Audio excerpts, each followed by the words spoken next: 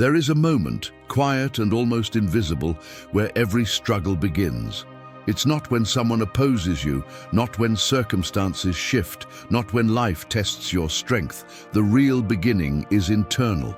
It happens in the space between perception and reaction, where the mind interprets the world long before reality makes contact.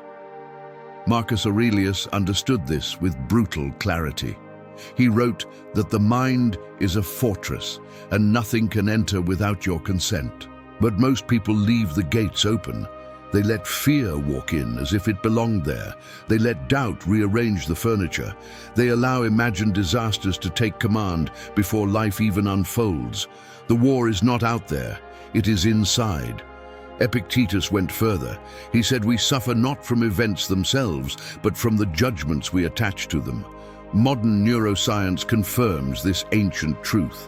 The brain predicts before it perceives. Threat detection systems fire before logic takes the stage. The default mode network creates internal storms, even in moments of stillness. The mind reacts before the world does. You are not battling the world, you are battling the interpretations you create about the world.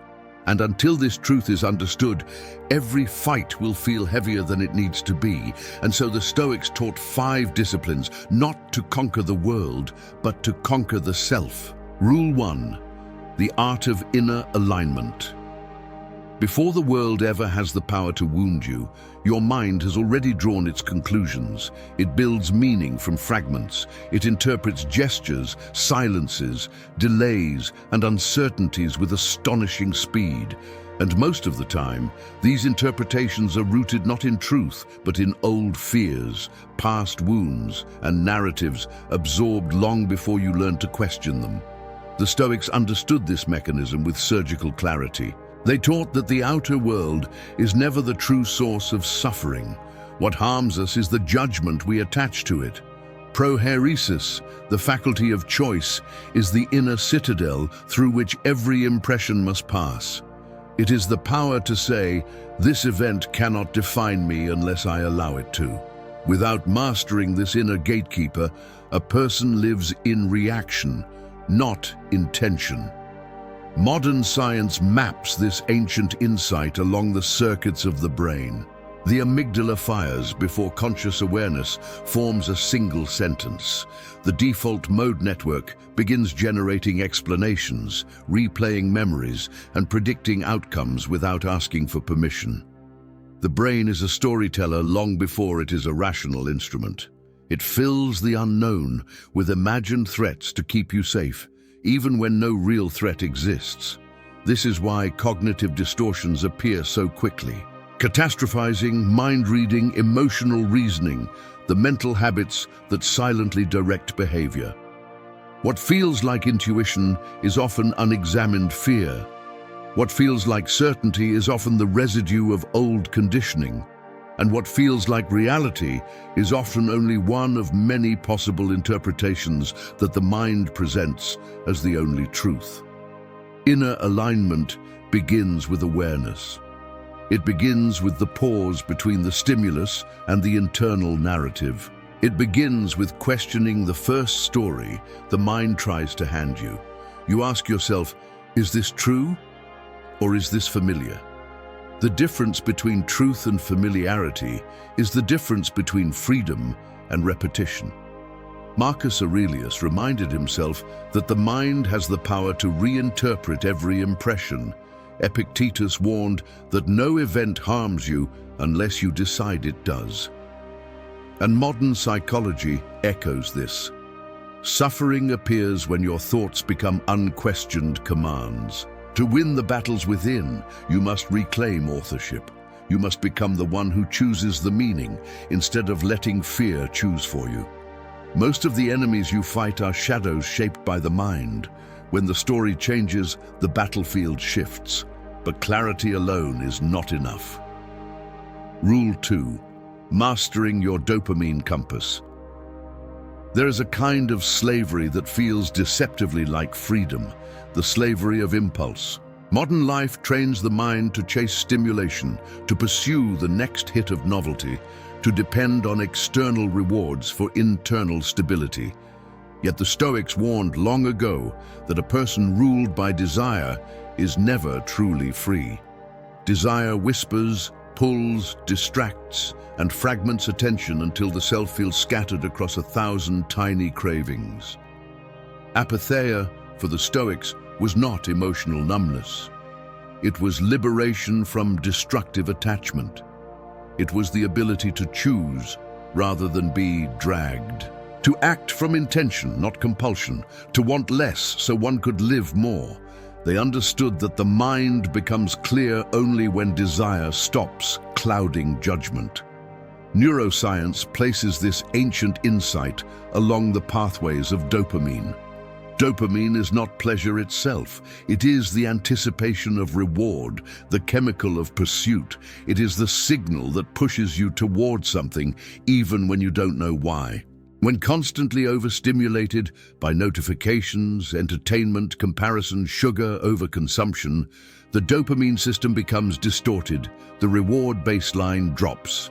What once satisfied no longer does. You crave more, but feel less. You pursue harder, but feel emptier. Dr. Andrew Huberman explains that the cycle of stimulation creates a kind of internal drought. Each artificial spike is followed by a crash, and each crash creates the illusion that you must chase again. Motivation becomes outsourced to external triggers. Identity becomes tied to impulses. Life becomes a series of reflexes rather than deliberate actions. You are pulled, not moving. But when you quiet the noise, reducing excess stimulation, creating intentional friction, embracing discomfort, something profound happens. The brain recalibrates, the baseline rises, effort becomes meaningful again, discipline becomes lighter, desire stops dragging, and you begin leading. This is what the Stoics meant by sovereignty. The ability to decide what is worth wanting, the ability to delay gratification without inner turmoil, the ability to act from clarity rather than hunger. The chains of impulsive desire loosen, and the mind becomes capable of deeper focus, stronger purpose, and more stable emotion. Once your motivation is no longer held hostage, discipline becomes possible. Rule 3. Radical responsibility in chaos. There is a kind of heaviness that does not come from the world, but from the refusal to accept what the world has placed in your hands. Life becomes unbearable not because of responsibility itself, but because of the inner conflict between what is happening and what you believe should be happening. This inner resistance is the true weight. It fragments the mind, drains clarity, and breeds bitterness in the places where strength should rise. The Stoics treated responsibility as the core of human dignity. Musonius Rufus taught that a person who avoids their duties cannot stand fully upright. Marcus Aurelius reminded himself that every role in life demands action, not complaint. Epictetus went even further. He said that freedom begins the moment you stop outsourcing blame and reclaim ownership over your choices, your reactions, and your direction. Modern psychology echoes this through the concept of the internal locus of control. When you believe your choices matter, the brain reorganizes itself around agency. Neural pathways strengthen in regions tied to decision-making, attention, and resilience. Responsibility is not only a moral principle, it is a neurological training ground. By accepting that your life is shaped from the inside outward, you shift your brain from survival mode into strategy mode. Jordan Peterson describes responsibility as the antidote to chaos. He argues that your life stabilizes when you voluntarily pick up the heaviest burden you can truthfully carry. This act aligns the nervous system, sharpens attention, and gives structure to the mind. Chaos does not disappear, but you become someone capable of facing it without breaking. Radical responsibility does not mean blaming yourself for everything. It means refusing to hand your power away. It means saying, "This is the reality before me. Now what can I do with it?" Responsibility turns fear into motion. It turns uncertainty into strategy. It turns suffering into direction. When you stop resisting your role in the story, the weight you feared becomes the weight that strengthens you. The battle within sharpens into clarity, and your presence becomes anchored instead of scattered. But responsibility without emotional discipline is a sword without a handle. Rule 4. Training emotional equanimity. There is a difference between experiencing an emotion and being ruled by it. Most people never learn that difference. They move through the world, pulled by the intensity of every internal storm, obedient to each fear, each spike of anger, each wave of anxiety, as if emotion were a command instead of a signal. The Stoics understood that emotional life is not the enemy. They never taught suppression. They taught mastery. They taught the discipline of assent, the ability to witness an impression, feel its force, and decide whether it deserves your agreement. An emotion is a visitor, not a ruler. It arrives, it speaks, and it leaves. You choose whether its message becomes action. Daniel Goleman called this emotional intelligence, the capacity to pause between feeling and reaction, to hold space for awareness instead of collapsing into impulse. Modern cognitive behavioral therapy deepens this truth. A thought is not a fact. A feeling is not a verdict. An impulse is not an identity. The mind generates interpretations without confirming whether they are accurate. Equanimity is the skill of not surrendering to the first signal. Neuroscience reveals how this process unfolds. The amygdala fires to protect you, not to imprison you. It reacts in milliseconds, preparing the body for threat. But the prefrontal cortex, the seat of reason, foresight, and self-control, can reshape the emotional landscape when given time and intention.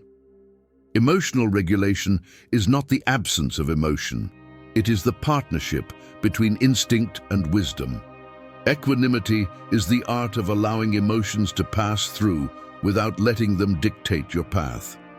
You feel the fear without running from your life. You feel the anger without losing your dignity. You feel the sadness without dissolving into despair. You do not numb yourself. You do not deny your humanity. You simply do not worship the emotions that rise within you. Marcus Aurelius trained himself to observe emotions as temporary states, not permanent truths. Epictetus taught that no impression deserves automatic obedience. Modern psychology confirms that the moment you name an emotion, you reduce its power. Awareness breaks hypnosis. Training equanimity means living with open perception and disciplined action. It means honoring emotion as information and rejecting it as command. It means becoming the witness of your inner world rather than the prisoner of it. And yet, even equanimity fails without the final rule, the rule that turns stillness into strength. Rule 5. Daily practice of inner fortification. There is a silent truth that both ancient philosophy and modern neuroscience agree on. Without daily practice, the mind decays into its oldest patterns. Discipline is not a moment of inspiration. It's a long series of invisible repetitions that carve identity into the brain, shaping who you become when no one is watching. The Stoics treated self-mastery as a daily discipline, not an occasional effort.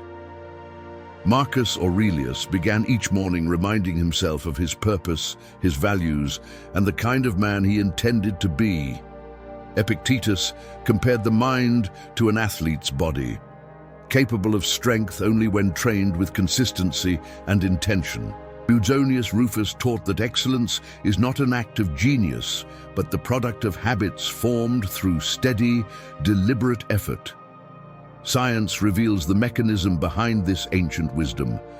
Every repeated action strengthens a neural pathway. Every moment of reflection rewires the circuits of awareness. Every small act of restraint, every intentional breath, every choice aligned with virtue becomes part of a larger architecture of character. Neuroplasticity is the biological expression of the Stoic belief that we become what we practice. Daily fortification can take many forms. Journaling clears the fog and exposes the hidden motives behind your actions. Reflection brings unconscious loops into the light. Voluntary discomfort strengthens the mind against future adversity. Temperance sharpens attention by reducing dependence on external stimulation. Each practice is a brick placed in the walls of your inner citadel. Joe Dispenza speaks of breaking the automatic loops that keep you living in yesterday. When you act differently than your conditioning, you signal to the brain that a new identity is forming. You interrupt the old script. You become the architect rather than the passenger. This is how inner battles are won, with small victories repeated until they shape the entire terrain of your character. Strength is not something you wake up with. It's something you renew through intention and repetition every single day. The mind drifts toward weakness when left unattended, but when trained with steady discipline, it becomes a force capable of carrying you through the storms of the world without losing its center. And when these 5 rules converge, something shifts.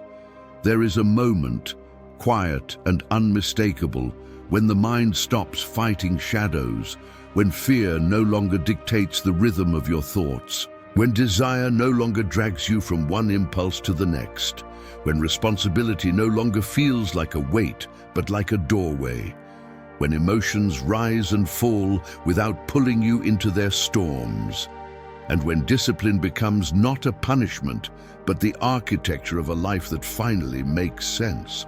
This is the moment when the war within begins to resolve. The Stoics believed that freedom was an internal state, long before it became an external reality. Marcus Aurelius trained his mind every morning to expect difficulty but remain unmoved by it.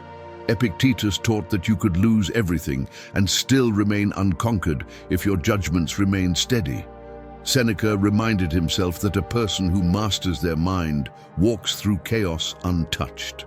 These teachings were not abstractions, they were shields forged through practice, reflection, and relentless self-honesty.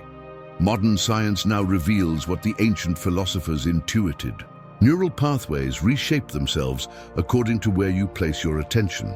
Emotional storms quiet when the prefrontal cortex learns to lead instead of follow.